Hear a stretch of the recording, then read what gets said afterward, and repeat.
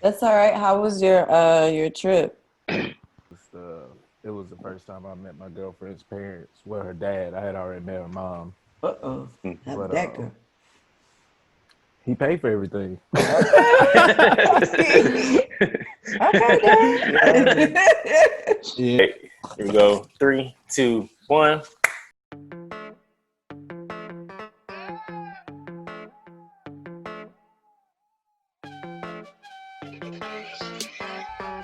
You are now about to enter the hottest podcast on the planet. It's your boy DJ Superman. It's your girl So. Peace, it's yeah. What's up? It's your boy Scooby. Now get ready. You just entered the Tough Talk podcast with the Tough Talk crew. All right, everybody. Welcome to the third episode of Tough Talk Podcast, Tough Talk Crew. Want to go ahead and give a big shout out to It's So. The plug? No, it's So the So the plug. The So It's both. It's both. Okay. It's So. I'm gonna give it. That's too many. Too many. What's going on, So? What's going on? What's going on? Next up, we on the crew. We have y'all. What's going on? Fresh peach. All is well. What's up? What's up? And can't leave out my big dog Scooby in the building. What's up, everybody? Hey. Also, of course, me, DJ Superman, hit maker, a little bit of dancer, a little bit of actor. Yeah, we're gonna keep the thing moving. But as far as this last week, everybody had a good week? Like, Yeah, it's pretty good. Pretty Energy's good. been really high. Yes, it was lit. great thing. Anything interesting happen? Anything noteworthy? I finished up some maternity photos, so I'm in the editing and selection process for the family, and we got some other stuff we're putting in here and there. But I just was super excited because I haven't done as much shoots lately, but that was definitely a lot of energy. And then I just had a baby, so I was like, I know what I want to do next time, and so it was exciting. But yeah. Well, shoot, for the future reference, people that's listening that, may have a butt in the oven right now, how can they get in contact with you about that? Instagram. Yeah, I can definitely drop the link. But it's ya.yg on Instagram, and then Floetic Notions on Instagram as well. But you can also contact me on my personal page too. That's poetic_potions on Instagram. Boom, there we go. Okay. I know we got one of them in the Tough Talk Podcast Instagram, so. Yes. That's my main business page. Bet. Anybody else? Yeah, I mean, it was pretty chill. Like I said, went to eat crab legs on Thursday. That was pretty fun. Yeah, it's a little hole in the wall mom and pop spot in Georgia, Thompson, Georgia, to be exact. Okay. It's called Angie Steak and Seafood, and it was pretty good. It was really good. And yeah. Didn't you say something about you met your girl's parents? Yeah, I did. I had already met her mom and her brother, and I met her dad for the first time. So that was fun. He's a fun dude. He's cool. Good. He's cool.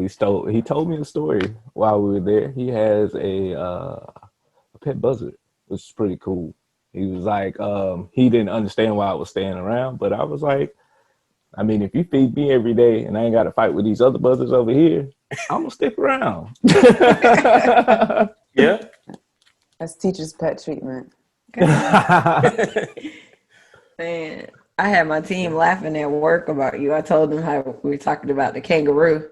So one of my team members, he pulls up the map showing me what states allow you to have a pet kangaroo in the country. I was like, and who asked for that information? He was like, I was just in case you needed to know. I'm like, I'll pass it along. So I got it. So considerate. It was. And it was on point. Like I said it and we were laughing and then he just dropped it in the chat. I was like, okay. Yes. Matter of fact, I'm going to send it right now. I feel in 2021, there's going to be a lot of people with kangaroos in America. Hey, man. Kangaroos are the move. Shoot, they can be a boxing partner, you know what I'm saying? All kind of stuff, I don't think they know it's a game though, Yeah. like they just gonna keep sparring. Like Right. They might Right. not know when to stop. You can ring the bell, and the bell is just another thing to upset them and continue. Like if they like horses and don't like noises, at least. That's what I said. It's gonna slap them. Shoot, hide stuff in a little pocket. You know what I'm saying? What you Hold this gonna for me. feed it? I'm just trying to understand. Yeah, what do kangaroos eat? Right. I don't know, but let's see what Google has to say about it. Oh my gosh. I'm about to Tired. look, y'all asked, so I'm about to find out. So while I'm looking for what kangaroos eat, Check But out why you the pulling map. it up? Yeah, why you pulling it up? I came across this show. I don't know how long it's been up on Disney Plus, but you know how you got those certain characters that just kind of seem periodic to their time, and you just kind of wonder, like, in the future, will they still be relevant? You know what I mean? So they got this show on there called Muppets Now, Oh God. and whoever is writing this show, they are on point. Like, they are like with the times and everything. Like, it is funny. What's the I'm about to check Muppets it now? out. What they got going on? Go on and tell us. So What are they? like just how up to date they are. Like, one part of the show, so it's like this guy was gonna learn to be a photographer from Kermit or whatever, and they had the bald eagle as the subject or whatever. Well, what Kermit was trying to tell him was, I'm not a photographer, I'm a photo bomber. Oh God. So every time he would snap the picture, you see Kermit sitting there right beside him, but he'll snap the camera and it looked like he didn't move, but he'd look in the camera and he was there photobombing them in like a quick instant. And every time he take a picture, he take all these different little poses or whatever. But what caught my attention was one of the poses was him sipping the tea with the tea bag hanging out. I was like, wait, what? Like, That was a thing for a while, the Kermit meme and the tea. meme. Yeah. It's been a while since I've seen it. Yeah. That was definitely a thing for a while. Poor Kermit. those little things. I was just like, okay, they paid attention. That's all right. So basically, guys, How they're did you come across herbivores. this show? I thought so. So basically, they're herbivores, so they eat plants, mainly Okay. grass. That's why they're so strong. Short answer: they eat like cows. They eat grass. That's what Oh, what okay. they said on the So you just got to get into a pasture. pretty much. Not easy enough. Oh my gosh. Are you going to put him on a leash? Yeah, I'm a Oh wallaby. my goodness. No, I might, but for real, I want to see about a wallaby because wallabies are smaller. You just going all over now. Okay. A wallaby is a little more maintainable. Like a wallaby probably would get about the size of a medium dog or a large dog. Okay. If I'm not mistaken. All right. I'd be down for a koala. They just like to hang on to you and stuff. First of all, koalas are evil. What? What do you mean? What? I've heard stories from people in Australia. They will hiss at you. They will try to bite you. They look cute, but they're mean. Huh. Oh. Okay. So very territorial. Okay. All right. And another little known fact, a random fact about koalas: if you have one in your yard in Australia, you cannot trap it. You cannot do anything. You have to call animal services, and they have to come get it out of the tree. I can see that. Because they don't want them to be extinct. They got to make sure that they're, yeah. I can The see that kick part happening. too. You might not want you to get kicked. Mm-hmm. These animals are evil, man. Yeah. Well, they're just, if you think about it, they're defensive, because if you think about how much of their home in the forest and like we've domesticated certain animals, and then certain animals are meant to be outside, and then people have either like hunted them or hurt them or like run them out of their home, and so it's kind of like they just have to defend themselves. And we speak a different language other than energy. Like they kind of just got to make sure they go back to their family just like we do. So True.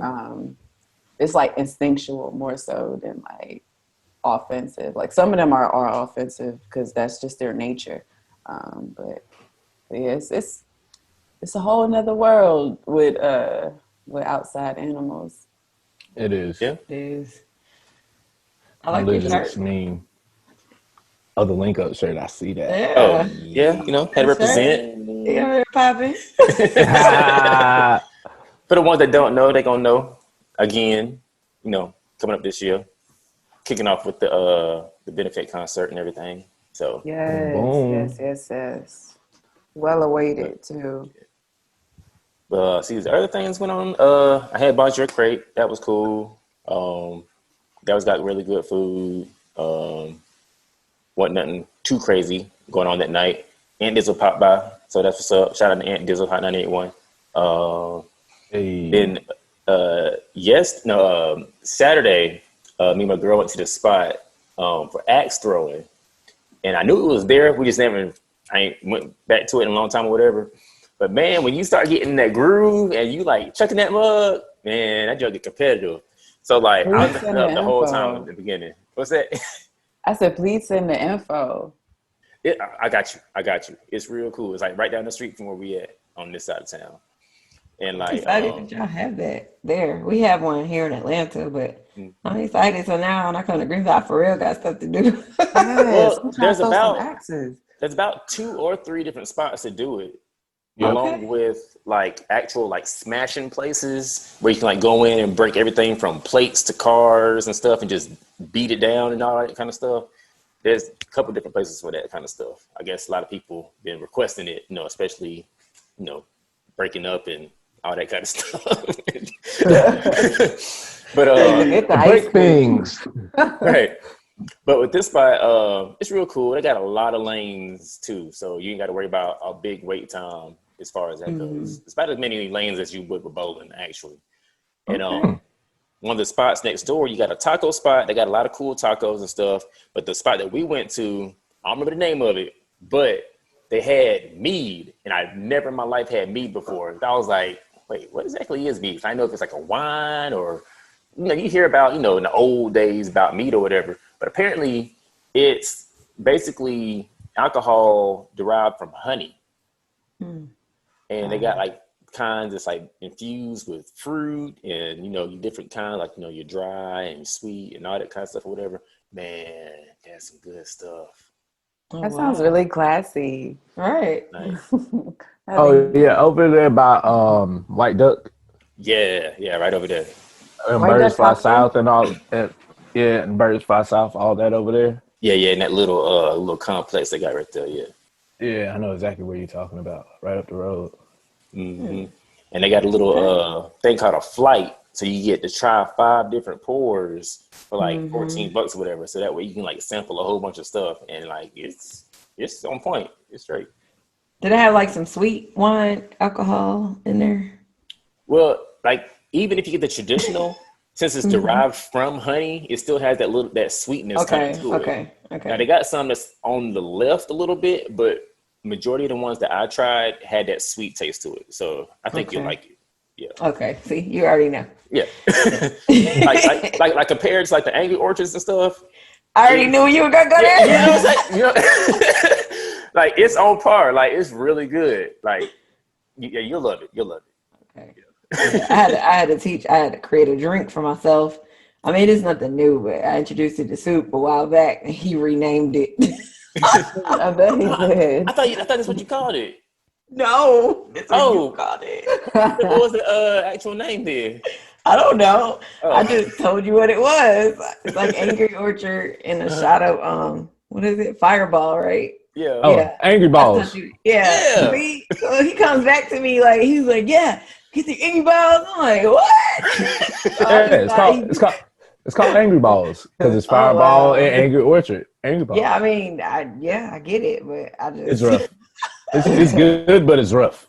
Yeah, it It'll put is. you down. Yes, it will. That's Yeah, why, because I used to drink the Angry Orchards, and then I was like, it needs a little something else. And so, yeah, I started at the Fireball or Ciroc or what is it? Cran, Apple now, all that stuff. Yeah. Yeah. Yeah. 2 of them Angry Balls. You down. Yeah, You you down. out. 3, you try to have a really good time. If you stay awake. Right. But other than that, it seemed like finally Trump says, hey, I think he won. Even though he said it through fraudulent ballots or whatever, but we'll take it, whatever. So they Continue to actually say ended it. up recounting those ballots. Hmm. They Uh, actually ended up recounting them. Yeah, they counted them by hand. now, Georgia, Jeez. and we still blue. now I was gonna say, 'cause I know y'all had the recount for the senators. Did y'all finish that, or is that No, they're coming gonna up? do a runoff for the senators. Okay, But they did a recount for him, and we're still blue. gotcha. Okay. Mhm. Well, shoot, I guess we can go ahead and run into the show. So I'm gonna go ahead and pass the ball to y'all. So what we got going on today? So long awaited. This is something I've actually wanted to have an open discussion about for a while, which is overcoming traumas and breaking generational curses. And they are literally one and the same. Because oftentimes, you meet someone and they're set in their ways. It's very difficult to get them to be a little more open and have a new perspective on something that they've basically built the foundation on or lived most of their life, with these habits, behaviors, whatever it is. So for one thing, I would say for overcoming a trauma, you first have to be aware of it. You have to accept it. It's just like the first step in AA, accept where you are and what this means for you. And I know, like me, myself, a trauma for me and in my family is like sweeping things under the rug. You know what I mean? Like if you have an issue or if there's a problem or something that needs to be talked about, it doesn't really get talked about. You kind of just move on and keep going, but it doesn't mean that it's not affecting you. So I would say one of the first things I had to do was find self-expression.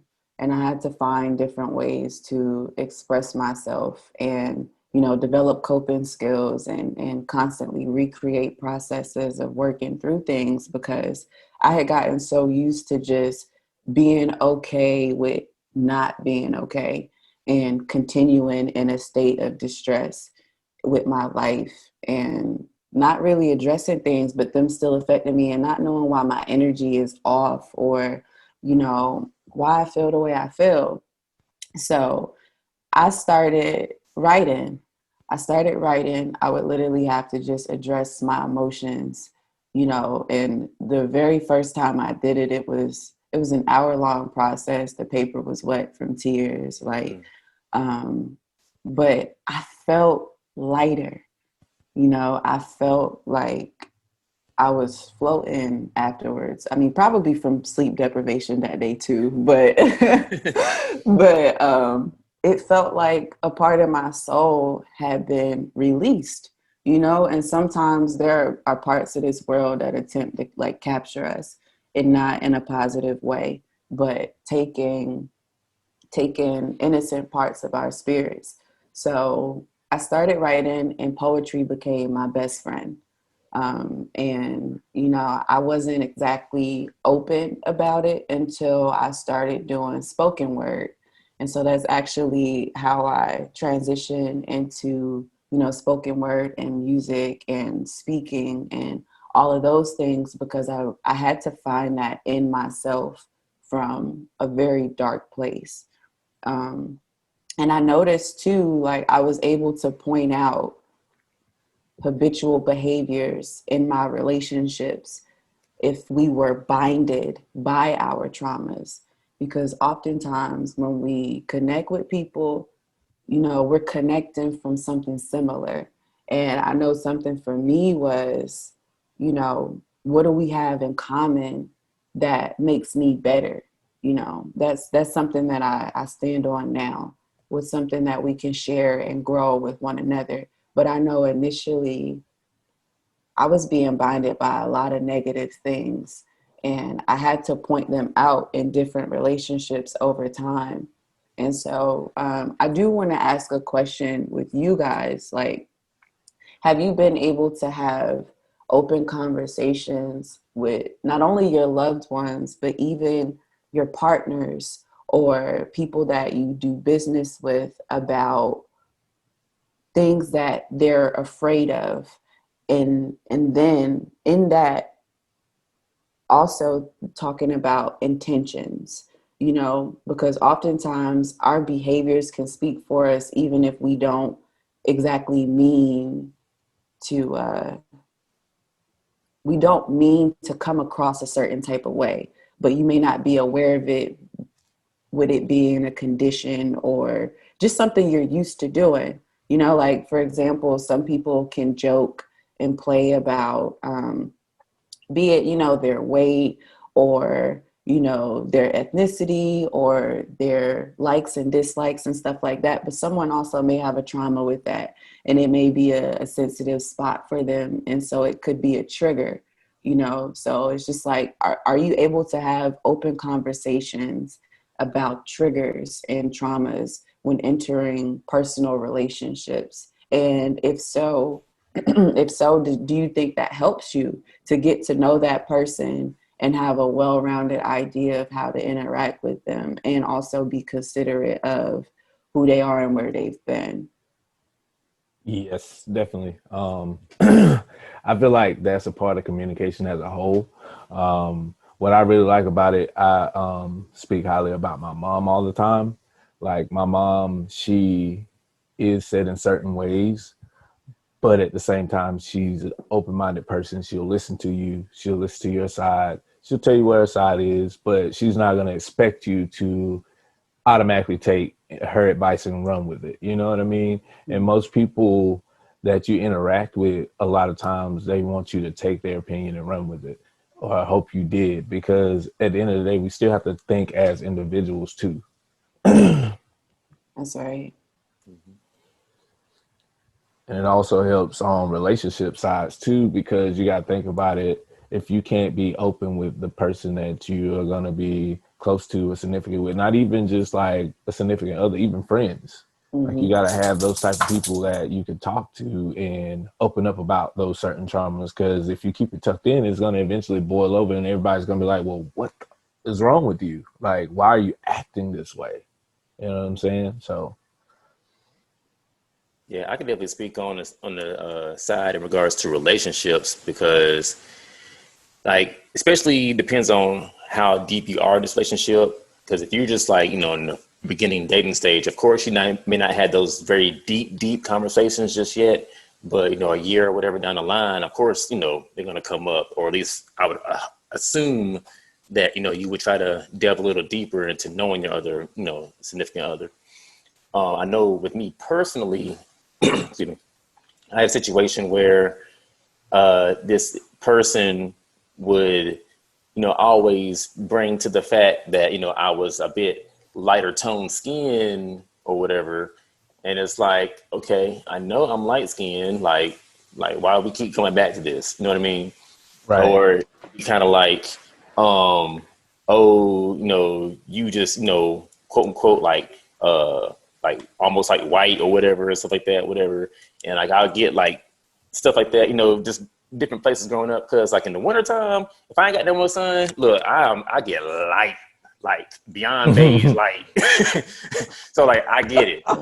And then like in the summertime, I can like get out in the sun, brown up, and people don't know if I'm Colombian, Dominican, I've gotten Mexican, everything else under the Latin sun and everything else. But what I'm getting at is like when you keep hearing that over and over and over, like, okay, you know, but something about white or the lightness of the skin or whatever, just like, dang, like why we keep talking about this? Like, I get it, I'm light skinned. There's other people that's light skinned too. Like, why are we talking about this? You know what I mean? So stuff like that does eventually kind of like have an impact. And if you don't really have a tough skin, just kind of like just let it go. I'm pretty sure there's a lot of people out there that's like, man, you know, I want to be darker because I'm getting picked on about being light. And I'm sure there's people that's dark skinned that's like, man, I want to be lighter. You know, for them, they Right. might go out and get like some bleaching cream or something like that, but that's not reversible. You know what I mean? So I feel for those individuals that have that trauma to where they would go that extra step to, well, like for example, like Lil' Kim, like I know she's dealing with something from her past that I don't know what's going on, but I would rather see the old Lil' Kim than the new Lil' Kim that's out now, because I can't recognize that Lil' Kim. That's a whole nother person. So it's just, I think that falls in the same ballpark of, in regards to skin color, of a generational trauma that is affecting people, and until we can really get to the bottom of like either one, why are we still pointing this out, or two, how can we not put people in that position to feel a certain way, then we're going to keep repeating the cycle over and over and over again. True. Yeah, that's something I was watching on TV and they were talking about that the other day too. How we're still stuck on those color. Oh, that Ready to Love show. I don't know if y'all watch that, but yeah, one of the ladies on there, she has an issue with the guy because he's light skinned, and she even went as far as to say he has the characteristics where he could be a narcissist, and she only knows this because of how he looks and stuff. But yeah, to answer that question, so I'm just getting to a place actually where I open up about some of the things that I dealt with growing up and stuff. Because most times a lot of people, they don't understand or they don't know how to respond. So they'll either blow you off or like feel sorry for you. And I don't want either. Sometimes it's, again, like you said, me just trying to tell you who I am. You know what I'm saying? What you don't know behind. You know what I'm saying? Right. And so this past, July, what are we in, November now? So this year and few months, I've been single for the first time for this long. I've never been single this long. But at first, I hated it. I will not lie. I went through like, oh my God, I want to go somewhere. And, I just want somebody here. But I'm okay with it now. And I think the reason is because it allows me to have time to deal with all of those traumas. So, yeah. That's beautiful. And congratulations. I know I've had to spend a lot of time alone to be okay being close to someone. And I feel like it did me a lot of good because there were things about myself I discovered that I distracted myself from because I constantly had distractions. I needed distractions. I needed something to give me other feelings than some of those that I was feeling. And then over time, if you do it long enough, you might forget until it comes up again. So I feel you there. It's funny. And another thing, because you'll start seeing, like you said, the repeat in people that you deal with. And then you're wondering, like, why do I keep attracting this person? And it's not that you're a bad person. Sometimes it's just that people like know you're going through something. It's like okay, so even when my mom passed, like that's, and if you see me crying, y'all, it's because most of this is about her. But when she passed, I had someone that latched onto me and tried to make me be in a relationship, but they used her death as the reason. You know what I'm saying? Like, I've been here for you. I'm trying to be here to comfort you, but you really wasn't there for me.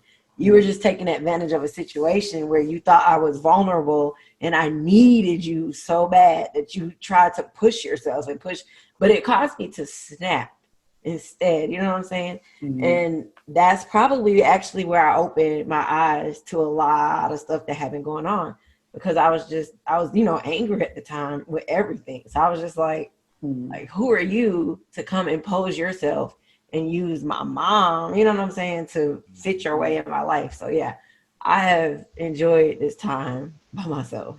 I really have. That's amazing. For one, I wanted to thank you for being so open. I appreciate you taking a moment to be vulnerable. But what you touched on, when we're in vulnerable states, that was something I wanted to speak on too, is like when we're in vulnerable states, just being aware of our energy, because there are predators that prey on our energy, and there are people that can recognize when we are weak and when we have had something taken from us. I wrote a piece called Surgery, and it's a part of like, if you cutting me open with a scalpel, it's not to take something from me unless you're putting something back in me. Otherwise, that's not proper surgery. Otherwise, I'm left with complications. Otherwise, a lot of different things are going on to where I'm not going to be okay after this interaction. And the whole purpose of us interacting with one another is to connect. And some people literally thrive off of the energy that's taken from something in distress.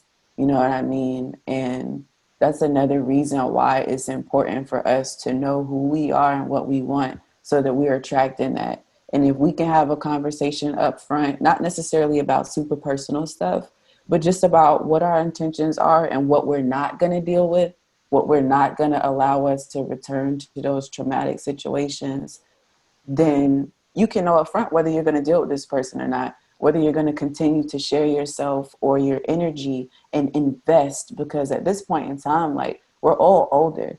Like, there's no time to waste. There's no playing around. Like, if you in front of me, we're doing some serious business. Otherwise, there's no reason for us to be here. Like, you can play with so many people. A lot of people live their lives on just playing. Like, there's so many people that are okay with that. But just being open about that not being okay is super important from a first interaction. Like, I don't waste my time anymore, especially when it comes to business. But I definitely appreciate that. And you'll be surprised when you are upfront early on how fast they scatter. You know what I'm saying? Because it's almost like a roach. You spray them and then they run from the spray. I'm serious though. Yes, Like you guys know I have to make you laugh, but they run from the spray.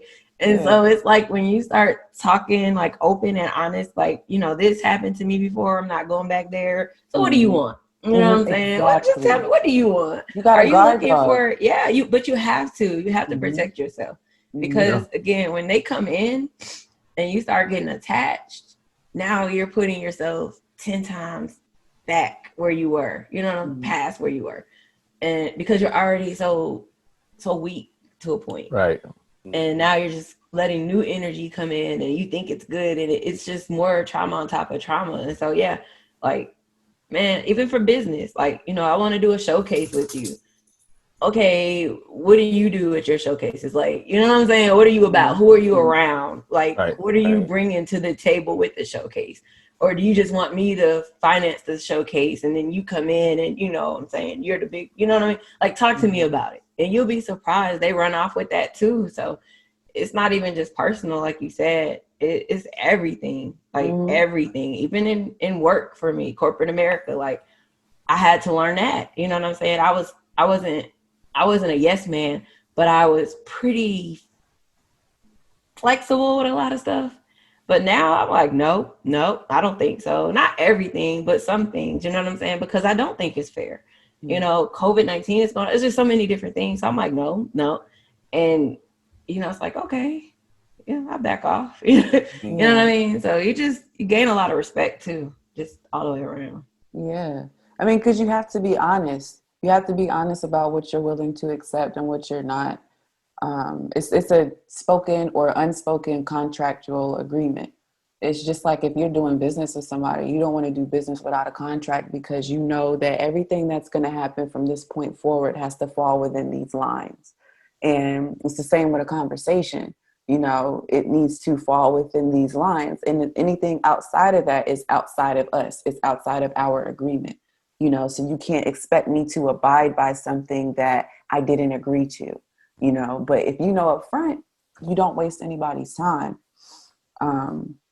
I did want to touch on something you had said earlier, Scoop, about super. My bad. I combined y'all's Super Scoop. About complexion.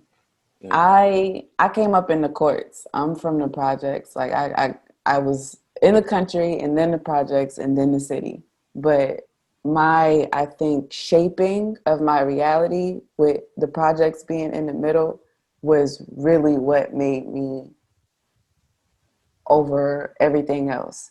So I know I was a lot lighter than a lot of women, females, adolescents in my neighborhood. And I didn't have my first fight until I moved to the projects. And literally I fought every day because I was light skinned. And I love brown women. I love melanated women of all shades. And the women in my family are dark, curvaceous, and for me, it was always an appreciation. Like, I never really thought too much of myself, and, I didn't have to think too hard about what I looked like in the country because we were free. Like, garden, field, barefoot, like fishing, all of that. It was cool. But in the projects, like I literally had to throw hands every single day with a different female because of what I looked like. And it was difficult to have a conversation. It's difficult to have a conversation about anything when you're defending yourself. You automatically have to defend yourself and kind of skip over like trying to be nice and stuff like that. So I love dark skinned women, and I always stayed outside longer. Like I tan as much as I can in the summer because for one, the sun charges me, you know, and my skin, my melanin is receptive to the sun. And so when I'm charged, I can feel a difference in my mind, body, and spirit. Like it does so many great things for me, but I was not born as dark as, you know, many others. So I literally had to fight and fight and fight until I made it out of there, because for them, it was almost like, I think I'm better. And I think I'm so many other things just because of how I look. And then I carried myself a certain type of way, you know, like I'm gonna be honest about something I don't share with many people. Like I wear glasses. And one of the reasons I wear glasses is because, you know, the teacher would always call on me because I always had an answer, you know, and in the projects, that's not cool to other kids. Like they'll pick on you for being a teacher's pet. So I sat in the back of the classroom after having to basically go at it for so many different things that I myself could not control. I would sit in the back of the classroom where I could not see, and I had to squint my eyes, and it made my eyes 10 times worse. So now I walk around with 4 eyes. But yeah, like that for me was at one point a trauma that now like I can actually talk about, I can laugh at it. Like it's okay because I believe in healing and I know I'm going to heal my eyesight. But that is something that I realize is still very deeply rooted from a very dark time and where some of us have come from. And it has nothing to do with who I am today, other than it has helped me to gain several different perspectives and the importance of you have to see past the eye. You have to feel and experience past what you can physically see. And I believe that helped me get through that. So I know that you shared that was something that you had to deal with personally. And I just want you to know, like, you're not alone. Like, that is something that we all still deal with. And I think that people are beginning to wake up, like, to it. I've seen lots of different, you know, shoots with different shades of women, like, lined up, hugging one another. I've seen round table talks with, you know, different shaded, melanated beings conversing about things of this nature. Like, it's something that a conversation is opening up about. And I feel like all of these situations, it just starts with a conversation. Like, if that's how you feel, tell me how you feel. Like, Right. I could have been a little darker. You could have been a little lighter. Like, all right, cool. Now we feel where we're coming from. But I get to look at my reflection and you get to look at yours. And that's really all it is. We're literally living, breathing reflections. See, I think we got to figure out, why are we still carrying on this mentality of the house slave versus the field slave into 2020? Like, okay, it's cool. We got some jokes, you know, here and there, whatever. Okay, it's funny, whatever. But like, we keep this thing like going and going and going. And it's just like, why? Like, we are all the same people. Like, it makes no sense. Like, I'm pretty sure that there were different shades of people even back then, you know what I mean? Because I mean, if you really look deep into the history of the Israelites, there were many different shades, you know, during that time. That, you know, that's a whole nother subject that I don't want to go too much detail of right now. But you know, it wasn't just, you know, a one shade of people. You know what I mean? Right. And like, right. for whatever reason, like, we keep carrying it on now. It's us versus them, but it's us all together. Like, you know what I mean? Like, it's crazy. Like, we all, Yeah, I get what like, you're saying. it's like humans want to make the divisive things to separate us in some means. Republican, Democrats, American, not American, or just like all these. We're all people. Like, it doesn't make any sense. Squad. Right. Right. Like, it's just that we view things differently. Like, it's and that's the hard part about it. People can't accept other people's views. It's like you said, you're stuck in your ways. Like, you have to break that. Like, you have it do your thing your way. Cool. I'm not gonna stop you, but I'm gonna do my thing my way, and I'm gonna respect the way you do it because that's what you do. Like, period. There's no need to split, separate, and say, oh, I'm better than you, or they're better than you because of this, that, and the third. We're all the same, literally. Literally. That's why I hate the word race. I cannot stand when people say, what is your race? We are the human race. What is your ethnicity is what I want to know. Like, right. What is your ethnic background? Not your race. We're all humans. We're the human race. You know what I mean? Exactly. I don't know why. And then, like you said, somebody has to want to break it, and then somebody else has to receive it as well. And like, that's the hard part. Like, again, in my family, there's so many things that need to be broken. And I tried to take one challenge on myself, and I mean, it turned into an all-out. I just gave up. I removed myself from the group chat that I started because I was just like, I give up. And all I wanted was to break what I felt were generational curses that were passed down. And I didn't think it was fair for my son, or his future children and my cousins. You know what I'm saying? Like, I bypassed my mom. I was like, all of them, I don't say it's too late, but it's too late. And so I was like, I'll start on my level and below, and hopefully, you know what I'm saying? But then my mom and her siblings, they brought all of that, and it kept going. And I was just like, oh my God. And I think that's the hard part too. It's like, whoever takes that charge to break those things, even with the color thing, like, that's another thing in my family. There's one side of my family that doesn't speak to the other side because some are like Soup's complexion, and then some are mine or darker. And they think that they're better because the darker side, and this and that. And there's some that don't like the others because they wear pants. The females wear pants, or because, we have the tattoos and stuff. Like, and it's crazy to me, again, in 2020, that we're worried about, and for them, it's, about getting to heaven in their mind.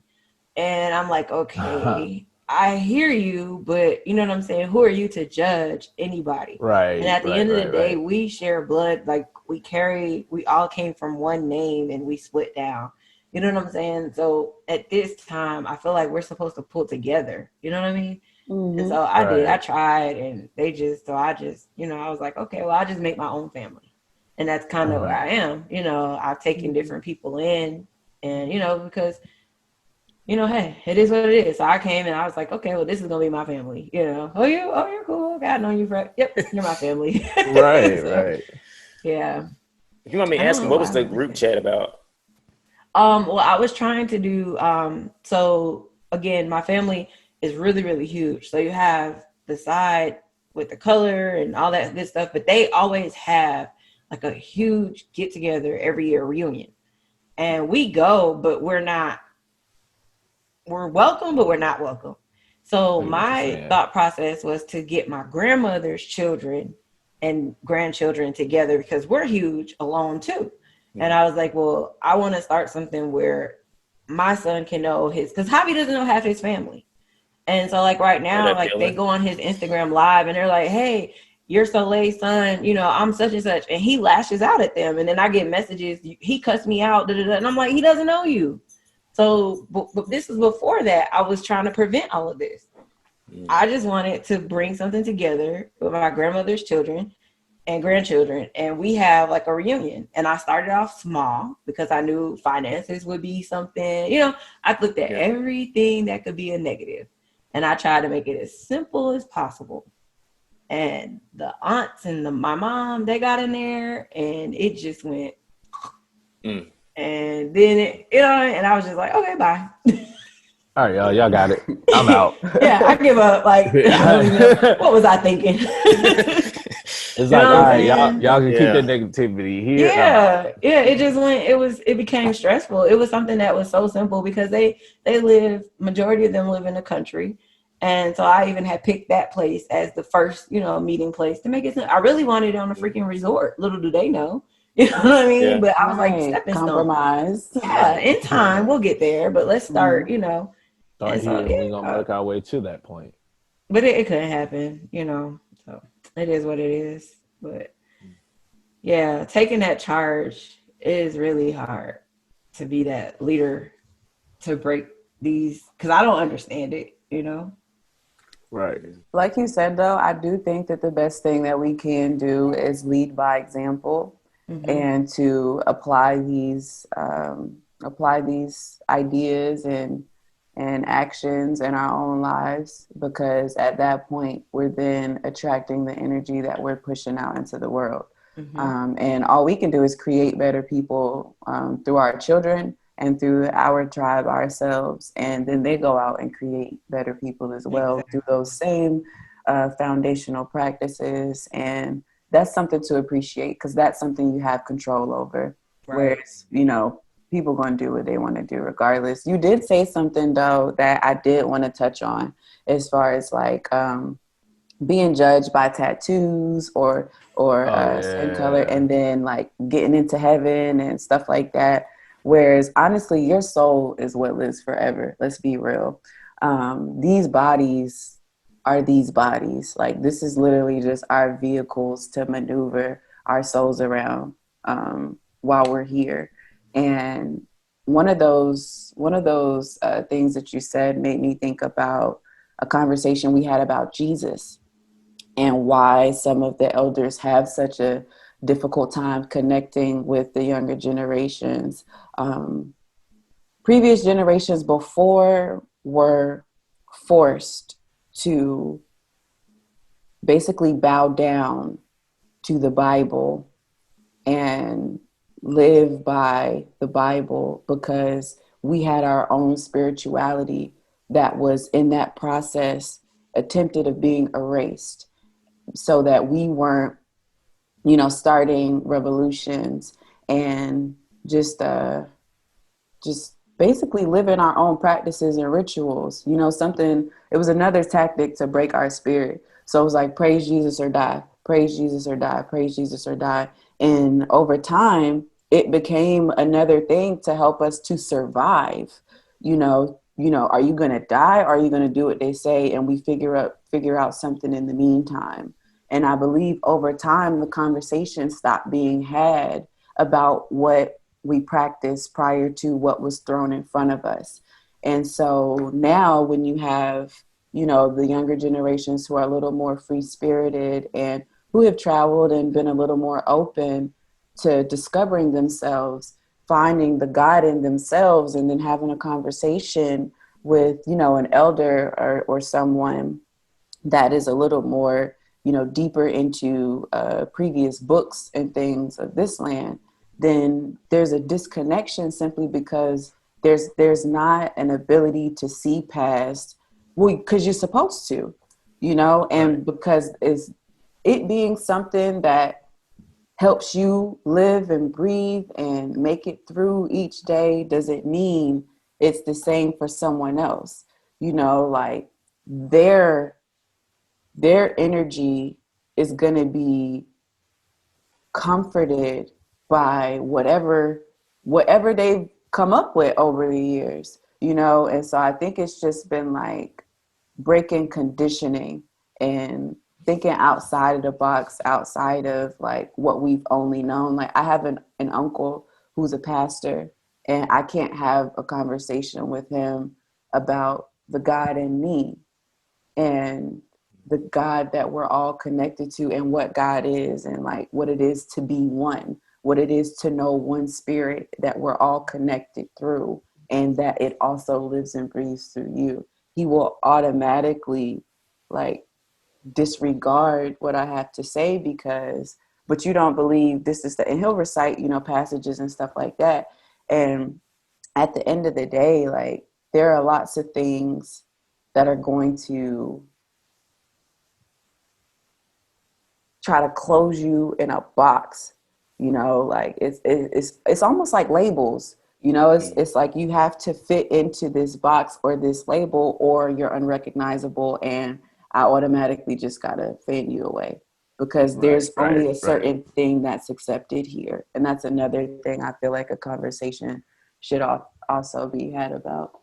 Right. And to Well, like touch when on you, that too, like the same thing that you were saying, like the piercings and the tattoos, like my mom was not for it at first. She really wasn't. Like it was like, no, like she was legit mad at me for a few of the things. But my mom is very religious. Like she reads her Bible and she got to reading, and like you said, a lot of things come back full circle to the same God, and piercings and tattoos are in there.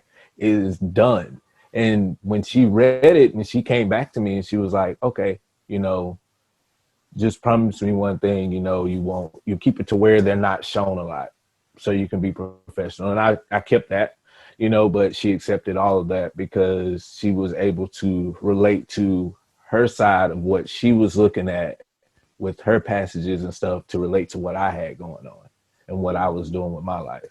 So it made both of us be able to understand each other at the same time. So everybody has to have that kind of connection to find out, hey, all right, I see this over here this way.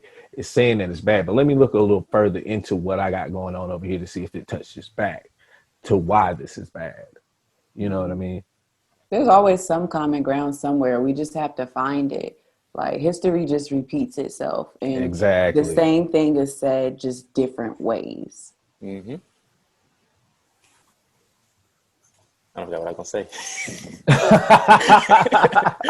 I had I was it. waiting It was for you. there. Grabbed it. I didn't want to lose mine. I was just like, I know. My bad. I should have wrote it down. That's what I was waiting for. It was. Oh yeah. Now I got it. All right. So what I was gonna say was like, you know, especially when you're talking to ones that quote unquote consider themselves religious or whatnot, you can have a conversation, but then when you say certain trigger words, it's just like.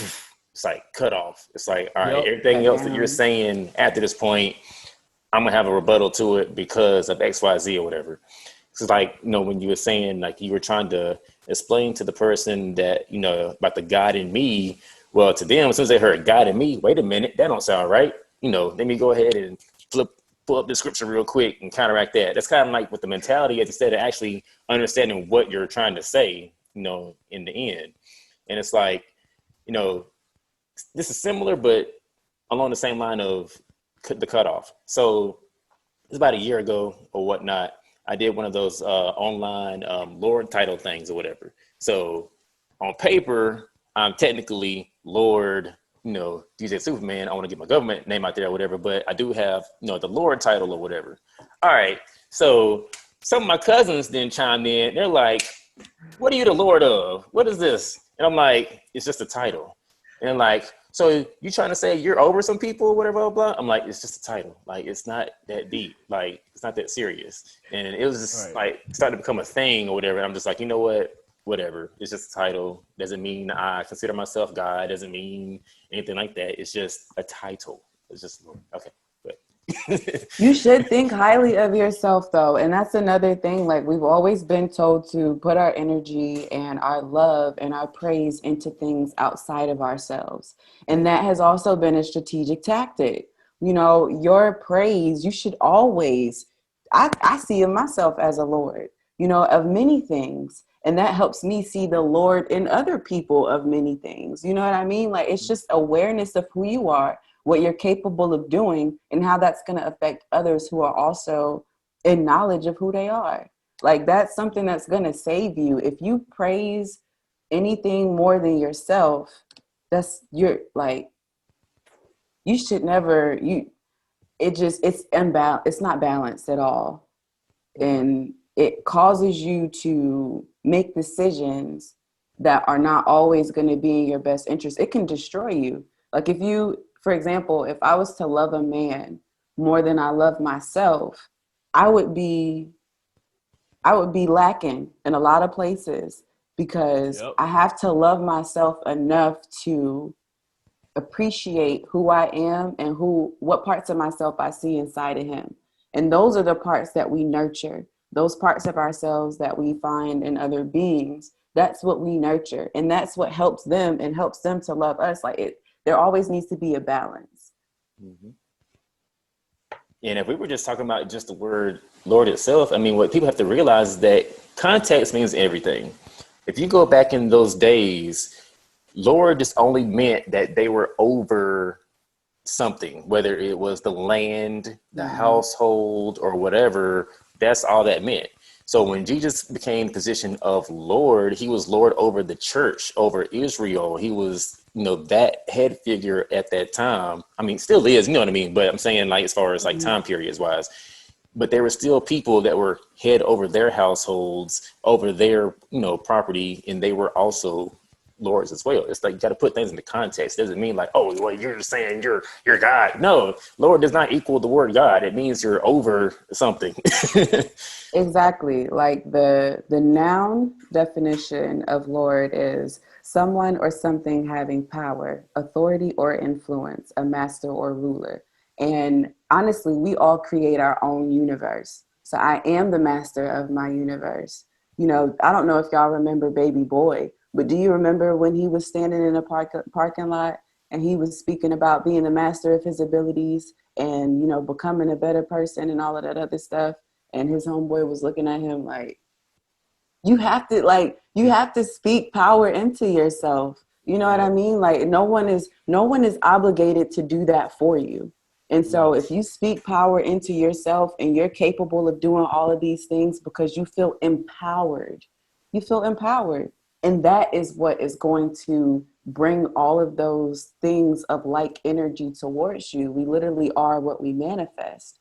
So it's very simple physics. It's like, it's spirituality as well. Like, which I've always said, like, I'm more spiritual than I am religious, but I respect all beings and what helps them exist here, because it's very difficult, especially in a time where people aren't always receptive of who you are and what helps you survive here. So I'm all for it. Like, do what you have to do for you, but definitely don't speak down on someone doing something differently just so that they can make it. As long as you're not hurting nobody, I don't see an issue with it. You agree? No, I agree. I agree. And then I could just kind of bring it back another way. It's weird, but my mom was like a really picky eater. And so like if you have a get together, she's not going to eat your food because she's such a picky eater. Like it's really bad. So as I got older and, on my own, I started discovering things that I like and I didn't like anymore, that she cooked. So when she would come visit, we would have every trip, we would have this little disagreement because she wanted to eat her stuff. And I'd be like, well, I don't eat that anymore. And I don't even have it in my house. You know what I'm saying? So she's like, I have to go to the store. You don't never have real food. And I'd be like, I mean, I got real food. It's just not food that you like. Or if I cook something, she didn't like it, she wouldn't eat it. Yeah, I have real food. I'm like, again, we eat it. You know what I'm saying? So again, it goes back to just be happy. You know what I'm saying? With who you are and what you are. So like, you didn't like my food. I was offended at first, but it got to the point I'd be like, whatever. Like if she don't like my food, oh well. You know what I'm saying? I don't like her food either. So you know what I'm saying? And I respected it. You know what I mean? It wasn't a big deal to me. Like it was what it was, So she got to the point she would come, and before she would come to my house, she would stop at the store and she would make her comments, because you don't have real food. You don't ever have nothing. I'm like, okay, whatever, girl. Again, it just comes back to that respect factor though. Like, do you? Yeah. Do you, whatever it is that makes you happy, be happy. That's all I say at the end of the day. And, and it's just a way to be respectful and be happy at the same time for other people. Because what floats my boat may not float your boat. And that's okay. You know what I'm saying? I still like the boat floating. Okay. I feel like, well, some people.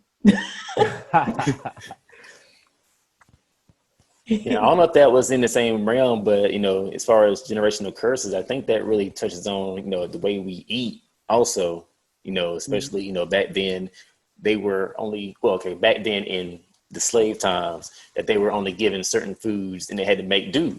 And then, you know, now we kind of finessed it, you know, made it good and everything. But what we're not realizing is that it's also killing us too. And that, you know, when we first came here, you know, from the old traditions, you know, we didn't eat, you know, the pork and things like that, because, you know, it was written, you know, for us not to eat those things. But, you know, then, you know, we had to do what we had to do. Now we're kind of coming back into realization like, okay, you know what? Maybe there's a reason why. Now we have science to back up, you know, why we shouldn't eat certain things, and, you know, kind of coming to light to like, okay, now there's a better way to eat. But there's still a lot of people out there like, man, I got to get my ham on Thanksgiving. You know what I'm saying? I got to, you know, get this barbecue on the weekend, you know, or whatever. But, you know, and, you know, people eat whatever they want to. Cool. But, you know, I mean, there is, you know, a reason why we should, you know, so. That's crazy that you mentioned that, because I just knew I was going to go into a long rant. So I was going to save that for another topic, but I'm going to be real quick. Okay. I've always been small. Like, I've always been small my entire life. But one thing I dealt with growing up was cyclic vomiting syndrome. And I noticed when I was a teenager, when I stopped eating certain things, I wasn't getting sick anymore. Like, and I was dealing with that for like 9 years. And when I stopped eating pork first, and then I stopped eating beef, and then I stopped eating chicken, and then I stopped eating turkey, and then I would just eat seafood. And then I completely cut meat and dairy out of my diet. And I realized, like, for when I wasn't sick anymore, I had bilateral polycystic ovarian syndrome. I had over 30 cysts on my ovaries. And over time, for one, they told me I was never going to have children. And over time, do you know, I have no cysts on my ovaries now, living a plant-based lifestyle. My energy is different. My skin is different. I'm not sick. Like, for you to be sick every single day for years, like, it's very difficult. I dealt with a lot of things with my esophagus and my throat, and I don't like vomiting. I don't know who likes vomiting, but it was definitely very difficult for me. But now, like, I'll say to my family, like, yeah, let me know when y'all want to have dinner. What, you eating meat again? I'm like, why do I have to eat meat for us to have dinner together? Right. Like, I cook for what we cook our own food, you know, like, we use our own pots and pans. I know what's been in them. You know, I don't know if you know, but food does seep into the pan. So I'm not going to just come to your house and cook. If I'm cooking there, I will bring all of my stuff, or I'll cook it and bring it, or however we got to do it. But it doesn't prevent us from having a meal together just because we eat different things. Like, all we have to do is go to the next step and create a solution. But that's one thing, is like, they always try to tell me like I need to eat and stuff like that. And I'm like, honestly, we're all built how we're meant to be built. You know, like, my body structure is for a small framed woman. And I was this size prior to transitioning. And not only that, but I'm healthier. I was actually able to carry life in my womb because I healed myself. I'm actually able to get through the day and not be sick. I can go through the day and not have to take a whole bunch of naps because my energy is different. Like, it has worked for my lifestyle, and also helped me to stick around and be able to, you know, endure other people. You know, I didn't want to be around anybody because it's embarrassing to have to excuse yourself so much. And cyclic vomiting is like, I could be happy and get sick. I could, you know, get scared and get sick. I could be upset and get sick. Like, anything could happen, a slight emotional change. You know, most of your nerves are in your abdominal area. So all it took was for literally one thing to happen. And, you know, that's difficult. Like, I didn't want to be a shut-in. Like, my life is so much different now. But what works for me is not going to work for everybody else. All I can do is speak to you on a molecular level and what your genome supports and what's going to help you thrive in the body that you came in with. Like, it depends on your genes and what your condition. Like, your body gets used to stuff over time, but we're fueling it just like a car. You know, you wouldn't put the wrong type of gas in your car, you'll mess it up. It's the same thing with our bodies, but it just comes from learning, like actually searching and finding out what works best. And that's going to be different for each individual. Yep. Yep. I agree. And that's kind of where I'm at, or where I was. I gained a lot of weight because I actually have polycystic ovarian syndrome myself. And I gained weight like overnight. Like literally, I can show you a picture. Like one day I was like this, and I woke up like swollen and stuff. And so it's been an ongoing battle. I'll lose it, I'll gain it back, I'll lose it, I'll gain it back. And then, a lot of stress and things going on adds to it. But it is a crazy thing to deal with, and food does play a huge part of it. And that's what I was trying to, teach my mom, because she was like a healthy woman and she loved fried food and she loved pork chops. That's her favorite. And she drinks Coca-Cola the way I drink water, or that you guys drink water. She would drink Coca-Cola that way, and Sprite. And so, as I got older, I was like, I don't want this. I can't even fry food. Like, it's funny. I just can't. So I bake everything. Yeah. And she couldn't stand that. And then I stopped using beef, and I only do like ground turkey and stuff like that. And I make spaghetti as ground turkey. She didn't like that. That was nasty. That's what she talk about my food. And so it's just funny that you say that, though, because I was trying to teach her those things, and she's like, wow, like she really cried one day. She's like, I'm a picky eater. And I was like, I get it. And I was like, but these are things that could help you. And you just never know what you like.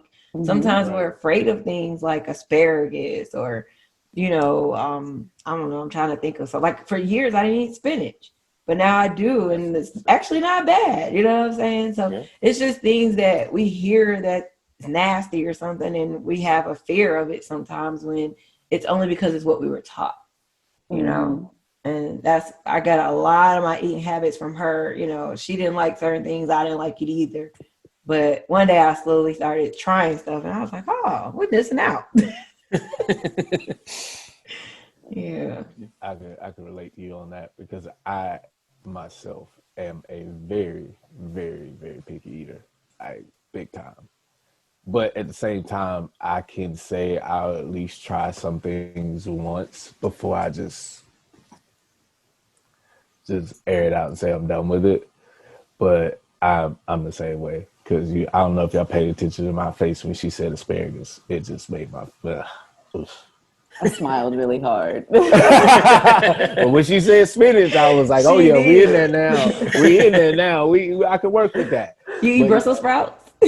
Oh yeah, I don't like them. It's been a minute. I've tried them, but I don't like them. I don't like love Brussels them. sprouts. I'll eat a bowl by itself, and I never was like that. But the funny thing is, I like raw cauliflower. I'll eat it. Some people don't like it, but like, I eat veggies. I was like, you don't eat enough veggies. I do like corn. I like green beans, fresh green beans to be exact. I don't like that canned stuff. It ain't for me. You know what I mean? Broccoli, like I said, cauliflower, carrot, celery. And people get wings and don't eat all the. Man, I eat all my carrots and celery, be just crunching. You know what I mean? So, right. I mean, yeah. Shoot, how we looking on time? I ain't even keeping track. I don't think anybody has. We about Yeah. About there? yeah, we about there. Okay. This piece. All right. Hey, I gotta get my phone. Well, this. I feel like this could be one of those topics that could extend into a part 2 or something like that, because there's just so much to cover and talk about. But in regards to this episode, does anybody have any closing statements they want to speak on? I definitely want to just say thank you for having this conversation, because this is something that's going to help me have a more guided conversation with my loved ones. Because although like I've had to kind of like branch off on my own over time and, live by example and find out how to be okay before I can continue to like basically suffer without openly suffering, being okay with not being okay. Like I'm actually okay now. And I've had to have a few conversations here and there about not being okay, and they haven't all gone well. So it's just been something on my mind. It's just like, I need you to know that in order for me to be around, like I can't bite my tongue. Like I'm a very open individual. Like I enjoy talking things out, because otherwise I'm gonna sit here like, I can't even answer your small talk. Like, I got something I want to say too. Like, Right. so this helps me, and I just want to say thank y'all, because it takes a lot to be open, and I appreciate the opportunity, and I appreciate y'all being receptive. And if anybody that's watching has anything that they want to talk about, or any advice as to how you open up a conversation, definitely hit our email, toughtalkpodcast@gmail.com. But it's important. These are important things that are going to help our youth be better grown-ups, so It will. Mm-hmm. Yeah. Very true. Definitely will. I think we can get past these conversations where it's, light versus dark, spirituality, health, and, everything that's been just passed down and passed down and passed down. I think we can really get to the root of our society and try to make things better, just have these conversations. and actually moving on. Like, Yeah. Exactly. we're going to run into it if we don't, like, go around it. You're going to run into it again. Yeah, you keep hitting it. If you don't take it head on and discuss it with everybody that you got going on with, it's gonna just keep hitting you. It's gonna keep coming back, and it's not gonna be the same people every time either. It's gonna be somebody or something different every time until you face it. It does, and it goes to your children as well, and they start growing up with those same, again, keeping those traditions going, or unhealthy traditions going, because it keeps growing from you. Your children watch you, and they learn from you. So when they see you going through certain things, they just pick up your habits and how you responded and dealt with things, and then they do the same thing, and then it keeps going and keeps going. So it has to stop somewhere. Exactly. But no, I enjoyed this topic. For me, it was a tough one. I knew it was going to be. I just didn't tell y'all. But I knew it was going to be. But it's something I've been working on. I actually do go to counseling and stuff. So it almost was like an extra counseling in a way, but hopefully I can still help others going through. I'm sure there's many people that have experienced the things I've experienced. So I just hope it can help someone. Yeah. Exactly. Sure. Yeah, and I was gonna mention, counseling. Yes, us using that as a tool. I need to find somebody here in Greenville. Like, I can actually recommend you to someone. Yeah. Because I was going to say, if you have EAP with your job, you can call and they'll actually find someone for you. If you want them local, they'll, however you want it, they'll find them for you. Okay. And the good part is you get 5 free sessions.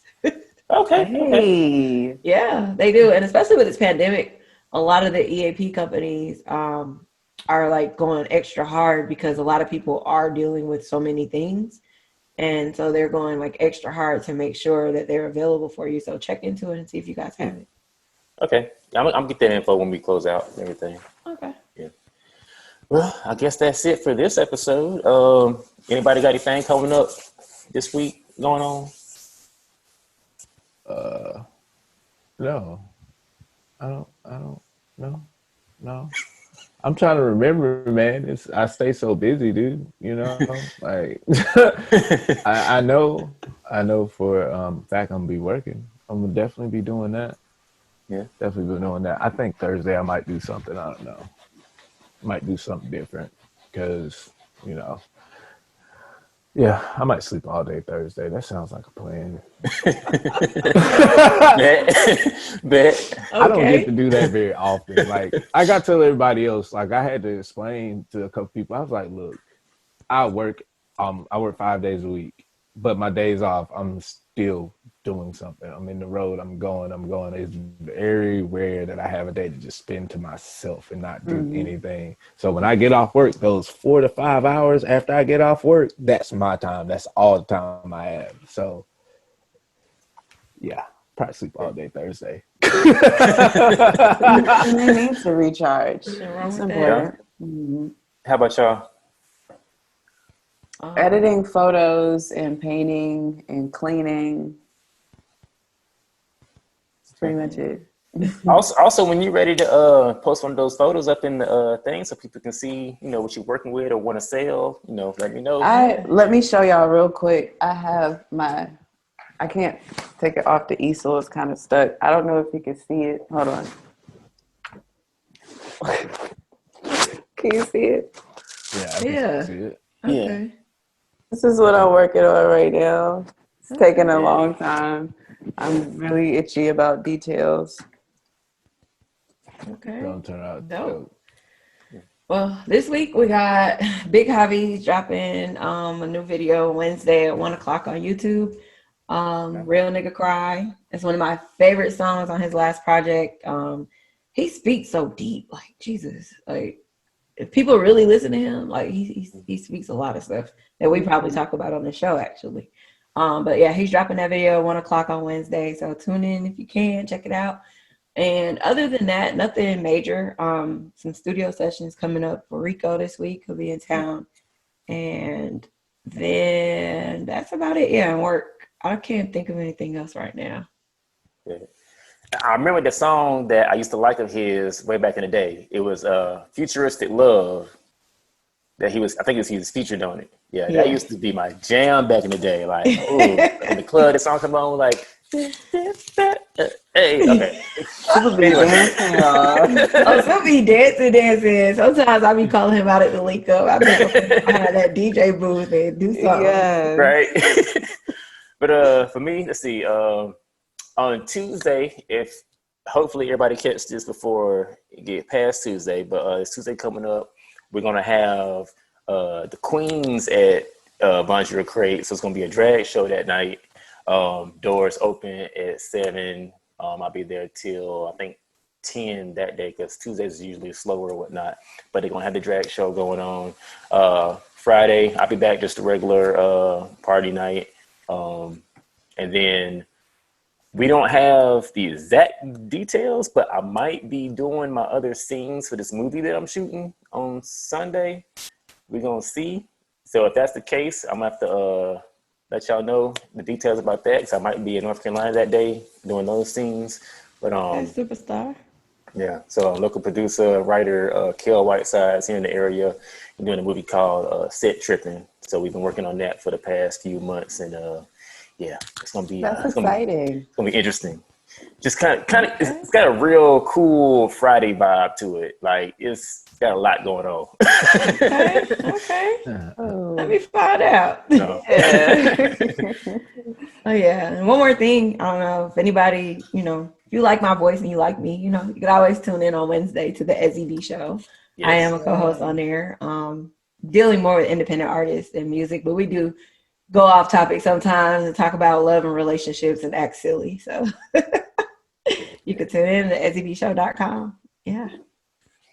All right, I'm gonna go ahead and insert Jeopardy music here. Yes.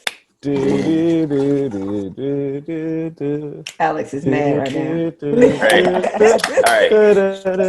What do we have? Let me finish my Oh, song this one comes. before you say the thing. Hey. Boom, boom. All right, this one comes from So. Oh, snap. Dating. When does it become exclusive? Oh. Bum, bum, bum. How many people you talking to this week? I'm ready for this one. I'm ready for this one because like my relationship is pretty new, so so we can get a little deep into this one. Okay. Yeah, that is gonna be a good one. But yeah, I think that's it. Anything else before we get out of here? No, I had fun. I know it was so deep, but it was so well needed, and it was still fun at the same time. Mm-hmm. Oh yeah. Yeah, man. Have fun, man. Always. Walk in peace and walk in power. That's it. Well, shoot, I'm gonna go ahead and close this out. And till next time, don't forget to follow us on all social media, Instagram at the Tough Talk Podcast, I believe it is, or it's either Tough Talk Podcast. I gotta double check that. You're not hard to find. YouTube, the Tough Talk Podcast, and we're on Spotify, iTunes, TuneIn, and I think that's it. Buzzsprout. I got one more thing. Wait, by episode 10, What? if we have 150 likes or subscribers total on any of our stuff, I'll take my sunglasses off. Well, on Facebook, we way past that. Well, look like I'm gonna be taking these days off, man. Yeah, Facebook, we got like 200 plus, almost 300. Well, we're gonna say YouTube or Spotify subscribers. Okay, all right. We're gonna say those subscribers. Set We're goals. gonna put face space out of it. You gotta subscribe to our actual channel. Subscribe to the channels. There we go. Spotify, Apple Podcasts, YouTube. We need them. Come check us out, y'all. And I'll take my sunglasses off, maybe. God, see You through only see your my- soul. Right. Oh, the eyes are the windows. You always got them shades on. You don't want to see in your eyes, huh? All right. Well, till next time, we gonna go ahead and wrap this up. But yeah, y'all have a great day, and we'll see y'all later. Peace, family. Go. Peace.